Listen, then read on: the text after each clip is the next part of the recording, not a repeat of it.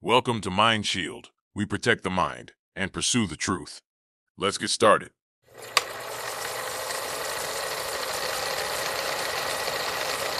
What happens when the next battlefield is not land, sea, air, space, or cyberspace, but perception itself?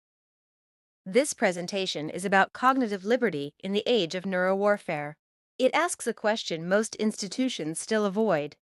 If technologies exist that can influence sensation, attention, stress, sleep, and possibly internal auditory experience, what happens when those capabilities leave the lab and enter the shadows?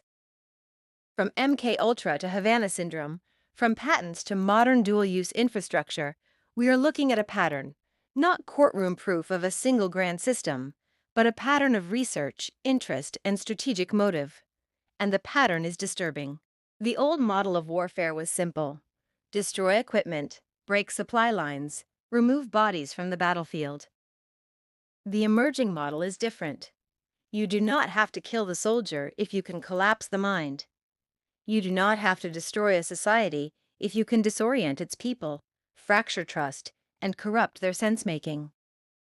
That is the essence of cognitive warfare: targeting perception, memory, emotion, decision-making, and behavior.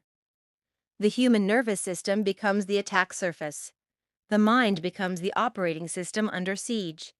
And unlike a computer, the human user has no built-in firewall. Anyone pretending this territory is too wild to discuss has not read history. Governments have already crossed moral lines in the name of control. MK Ultra proved that intelligence agencies were willing to drug, manipulate, and experiment on human beings without consent. Project Pandora raised questions about microwave exposure and behavioral effects. Soviet work on the Lida machine explored electromagnetic methods intended to alter human states. The details and effectiveness of these programs remain debated, but the important point is this: the ambition existed. The intent existed. The taboo was already broken decades ago. And once a state imagines a capability, it rarely forgets it. Now we step out of folklore and into something documented. The microwave auditory effect, often called the Frey effect, is a real phenomenon. Under certain pulsed RF conditions, people can perceive clicks, buzzing, or sound-like sensations without a conventional speaker. That does not automatically prove long-range mind control. It does not prove every claim made around it. But it does prove something crucial: directed electromagnetic energy can produce internally perceived auditory effects. And once a signal can be perceived inside the head, the line between communication, experimentation, harassment, and weaponization gets very thin, very fast. Patents are not proof of operational deployment. Let's say that cleanly once, so nobody gets drunk on speculation. But patents do reveal engineering intent. They show what inventors, contractors, or institutions believed was worth formalizing. When you see language around remotely monitoring or altering brainwave-related activity, or manipulating nervous system states with electromagnetic fields, you are not looking at fantasy pulled from thin air. You are looking at concepts somebody thought were technically meaningful enough to protect on paper. The patent trail does not close the case. It opens the door. And that door should bother any serious person. If such a system were ever operationalized, it would not be magic. It would be a feedback loop. A target is observed. Biological or behavioral responses are measured. A signal is adjusted. The target reacts. The system learns. The signal is refined again. That is what closed-loop control means: not a one-time blast, but an adaptive sequence. Today, with machine learning, sensor fusion, and real-time signal processing, closed-loop systems are no longer exotic.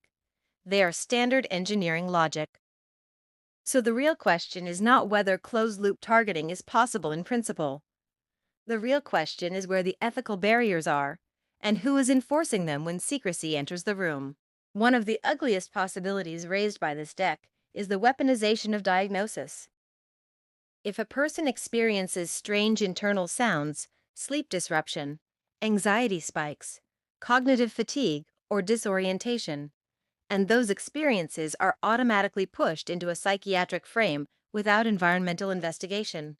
Then the system protects itself. The event is buried inside the victim.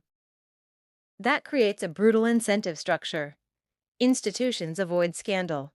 Perpetrators avoid detection. Pharmaceutical dependency can follow, and the person reporting harm becomes the suspect instead of the evidence source.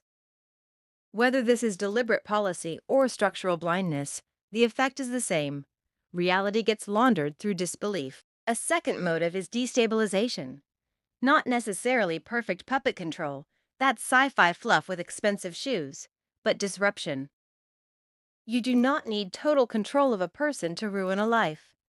You only need sleep deprivation, confusion, dread, irritability, and social isolation. Enough pressure in the right places, and behavior becomes erratic.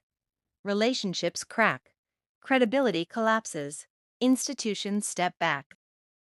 In that sense, the strategic value is enormous. A person can be neutralized without visible wounds. A dissenter can be discredited without a public trial. A community can be frightened without ever seeing the hand that touched it. This slide makes the darkest argument of the presentation, not merely attacking individuals, but conditioning populations. The theory here is that large systems of influence, media, infrastructure, algorithmic manipulation, behavioral nudging, and possibly bioelectromagnetic methods can converge into a soft architecture of obedience. Not a cartoon hive mind, but a more realistic version. A passive, exhausted, compliant public that stops questioning the environment shaping its thoughts. Whether or not one accepts the strongest version of that theory, the warning is still valid. A society can be trained into helplessness. It can be overloaded into submission. It can be made too tired to resist. Havana syndrome matters because it shattered the lazy reflex that all strange neurological reports must be dismissed out of hand. Diplomats, intelligence personnel, and officials reported symptoms serious enough to force governments to respond, investigate, compensate, and legislate. That alone changed the terrain. Once elite institutions admit that anomalous health incidents may involve directed energy or unknown technical mechanisms, the public can no longer be told that such possibilities are beneath discussion. Havana did not solve the mystery, but it did something almost as important. It cracked open the wall of official ridicule. History gives us another lens. Harassment does not always need a formal uniform. It can be outsourced, fragmented, privatized, and made deniable. The East German Stasi perfected decomposition tactics: pressure, isolation, disruption, rumor, psychological wear and tear. Modern versions do not need to look identical to serve the same function. Private contractors, freelance actors, local collaborators, and information networks can produce the same effect as a centralized state campaign. The target feels surrounded, credibility is eroded, and the system remains hidden behind plausible deniability. Old playbooks do not vanish, they mutate. The most unsettling idea in this presentation is that the infrastructure of ordinary life may also function as battle space infrastructure. Cell towers, satellites, wireless networks, smart systems, sensor-rich environments, AI processing layers. None of these are, by themselves, proof of an attack, but together they form a world of unprecedented signal density, surveillance capacity, and remote coordination. That is what dual use means. A system built for communication, convenience, logistics, or connectivity can also become part of an intelligence or coercive architecture. The same roads that carry medicine can carry troops. The same network that streams video can map behavior. So what do we do with a threat model like this? First, we stop panicking and start measuring. Detection matters. Spectrum awareness matters. Time correlation matters. Shielding experiments matter. And above all, documentation matters. Do not leap from sensation to certainty. Build a record. Compare symptoms with location, time, infrastructure, outages, satellite paths, nearby equipment, and repeatable environmental conditions. If shielding changes the effect, document it. If a pattern appears, preserve it. A case is not built from fear. It is built from timestamps, baselines, anomalies, and repeatability. That is how you drag a ghost into daylight. At the heart of all this is one principle: cognitive liberty. The right to think without coercion. The right to perceive without covert interference. The right to keep the interior of the mind from becoming a commercial, military, or intelligence battlespace. This is not just a technological issue. It is a legal issue, a human rights issue, a biosecurity issue, and a civilizational issue. Once the mind becomes fair game, every other freedom becomes unstable. Speech, belief, autonomy, consent, all of them rest on the integrity of consciousness itself. That is the line, and it should be defended like a border.